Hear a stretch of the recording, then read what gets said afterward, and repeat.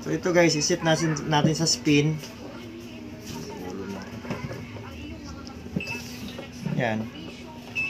So may lumalabas dito guys na error. So aabangan natin kung anong error 'yun.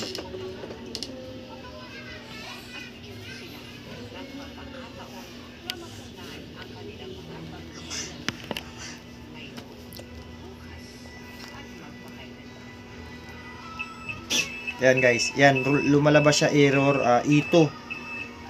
Yan. So bubuksan natin yung likod para makita natin kung ano talaga yung problema niya.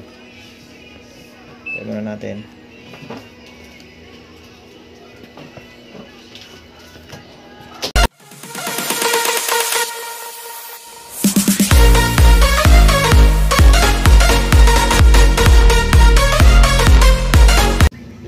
Magandang gabi guys, meron naman tayong panibagong video na gagawin.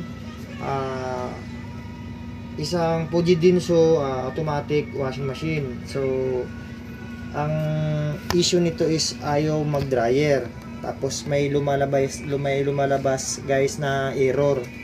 So tingnan natin kung ano talaga yung problema niya.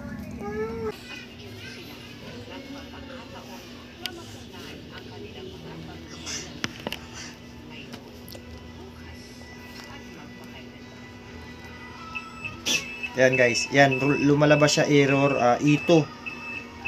Yan. So bubuksan natin yung likod para makita natin kung ano talaga yung problema niya. Tayo muna natin.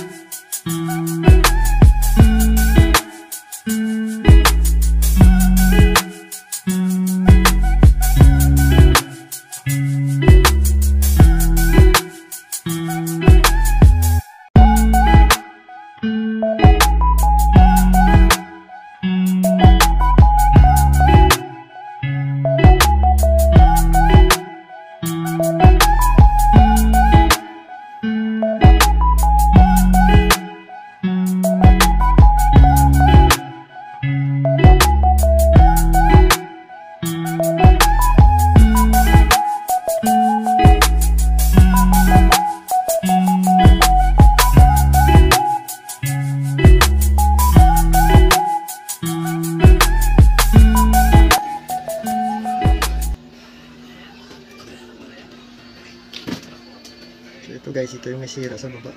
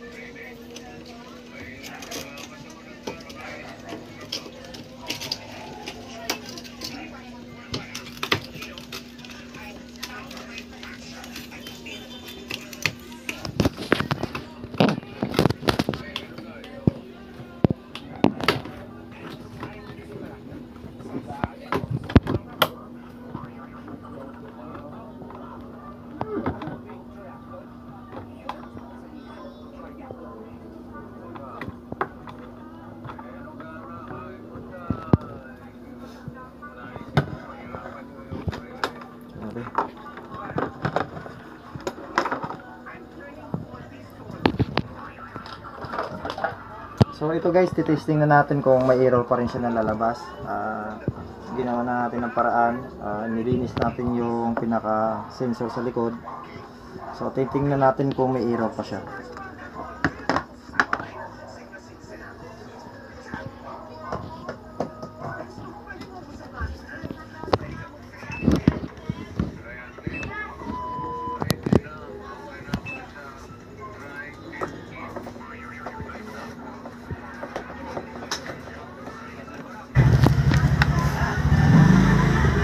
Ayan na guys, umikot na siya. Ayan. Wala na yung error guys. So doon lang tayo nag-focus sa likod sa sensor niya. So ayan guys, okay na guys. Gumana na yung spin. Nawala na rin yung ito. So okay na yung washing guys. So maraming salamat sa panonood. See you next video guys.